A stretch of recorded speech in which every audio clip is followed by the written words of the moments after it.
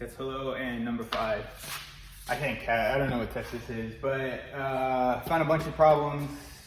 There's no power to the coils. That was a separate circuit than the ECU provides. Well, then I had built on the ECU. Got that done. Went to fire it, noticed that it would only run on carb cleaner, so I checked fuel pressure by putting a fuel pressure gauge in it on the rail, and it would build and it'd die. Checked the diagram for the fuel pressure regulator, realized I had it swapped. So this is officially going to be first test with the fuel pressure regulator somewhat working. I'm a little concerned. It drops down the pressure after it fires up. It won't hold the deadhead pressure, which I can't remember if that's normal or not. But I mean, it holds long enough for it to build. Like, it'll pressurize, build, and then stay, and then drop. So it should run if it's going to run.